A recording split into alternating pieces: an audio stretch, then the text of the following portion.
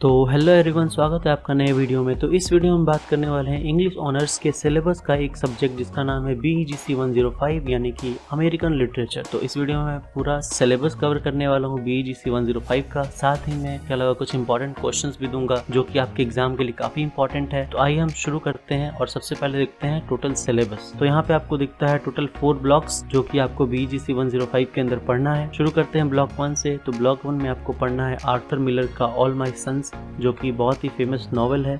इसके अंदर आपके बहुत सारे कैरेक्टर्स हैं जो कि आपके लिए इम्पॉर्टेंट है। फिर इसमें कुछ थीम्स आते हैं जिससे क्वेश्चंस पूछे जाते हैं। ब्लॉक 2 की बात करें तो नथानियल हावथॉर्न का द स्कारलेट लेटर बहुत ही फेमस और पॉपुलर वर्क है। तो इसके आपको बहुत सारी चीज़ें आपको पढ़नी होंगी, जैसे कि इसका जो बैकग्राउंड है उसको पढ़ना होता है यूनिट 1 में। यूनिट 2 में आप देखते हो इसके जो कैरेक्टर्स हैं उनको पढ़ना होता है। फिर यूनिट 3 में आपको इसके थीम्स के बारे में पढ़ना होगा और फिर इसके स्ट्रक्चर्स को आपको पढ़ना होगा।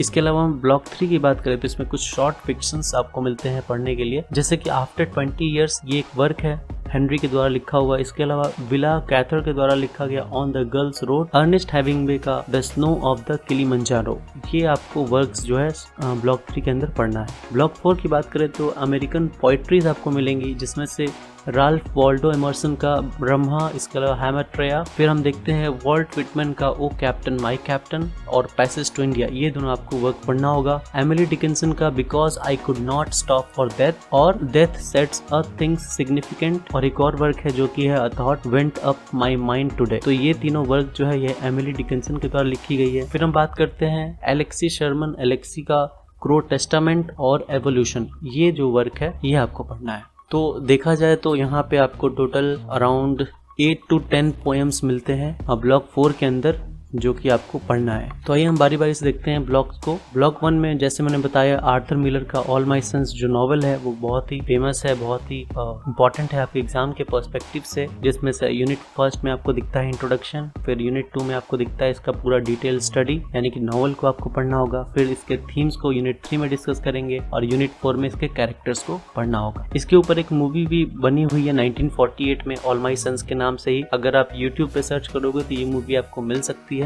और इसको आप देख करके नॉवेल को समझ सकते हो। ठीक है, नेक्स्ट बात करते हैं ब्लॉक 2 में। तो नथानियल हावथॉर्न का द स्कारलेट लेटर, इसके ऊपर भी मूवी बन चुकी है, 1995 के अंदर बन चुकी है और यूट्यूब पे आप इसको देख सकते हो इस नॉवेल को समझने के लिए। ठीक है, इसके कैरेक्टर्स को पढ़ना होगा, इसके बैकग्राउंड को समझना होगा, इसके थीम्स को अच्छे से आपको लिख करके याद करना होगा। ठीक है, और यूनिट 4 में आप देखते हो इसके स्ट्रक्चर्स और नैरेटिंग जो स्टाइल है वो आपको पढ़ना होगा।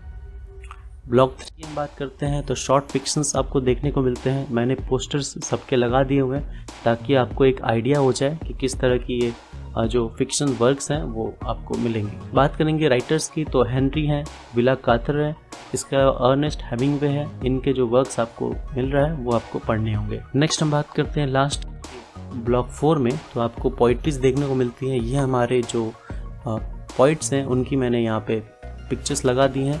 इसके हम वर्क्स की बात करें तो O captain my captain, passage to India, because I could not stop for death. इसके अलावा बात करें तो क्रो टेस्टामेंट, एवोल्यूशन, ब्रह्मा और हैमट्रेया, ये सारे वर्क्स आपको पढ़ने होंगे। ठीक है, इसी से रिलेटेड जो ये पोएम्स हैं इससे रिलेटेड आपको रेफरेंस वाले क्वेश्चंस पूछे जाते हैं, जिसका मैं एग्जांपल आपको दिखाऊंगा मैं नेक्स्ट। ठीक है, अब आइए हम बात करते हैं जो इम्पोर्टेंट क्वेश्चंस हैं उसके बारे में। तो इम्पॉर्टेंट क्वेश्चंस की बात करें तो एग्जाम के अंदर आपको 3 पैटर्न से क्वेश्चन पूछे जाते हैं।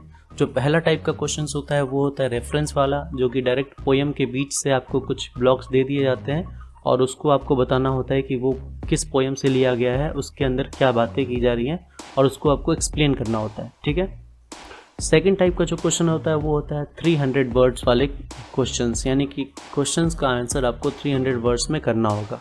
तो ये आपके सारे के सारे मेन इंपॉर्टेंट क्वेश्चंस मैंने यहाँ पे दिए हुए हैं और जो रेड्स में मैंने मार्क किए हैं वो ज़्यादा इंपॉर्टेंट है कंपैरेटिव टू अदर क्वेश्चंस। ठीक है, तो इन क्वेश्चंस को आपको अच्छे से करके जाना एग्जाम में ताकि आपको आसानी हो जाए आंसर देने में। ठीक है, अब आते हैं लॉन्ग क्वेश्चन 500 वर्ड्स वाले क्वेश्चंस का। तो यहाँ पे मैंने लगभग 11 से 12 क्वेश्चंस मैंने यहाँ पे दे रखे हैं। इसको आप अच्छे से तैयार कर लीजिएगा और इस क्वेश्चंस को आप कहीं नोट कर लीजिए ताकि आप इसको आगे पढ़ सको। ठीक है, ये हमारे कुछ इंपॉर्टेंट क्वेश्चंस हैं, मैंने रेड मार्क किए हुए हैं जो ज़्यादा इंपॉर्टेंट है। इसके अलावा हमारे रेफरेंस वाले क्वेश्चंस जो कि किसी पोयम के बीच से आपको मिलेगा और इसको आपको डिटेल में एक्सप्लेन करना है कि ये किस पोयम से ली गई है, इसके राइटर कौन है, और इन स्टेंजास को आपको एक्सप्लेन करना है कि इन स्टेंजास में क्या चीज़ें कही गई हैं। ठीक है, तो ये था आपका टोटल BEGC 105। अगर आपके पास कोई क्वेरी है तो आप कमेंट सेक्शन में लिख कर बता सकते हो और मैं उसके ऊपर कोई वीडियो बना दूंगा या फिर रिप्लाई कर दूंगा। मिलते हैं नेक्स्ट वीडियो में, टिल देन बाय।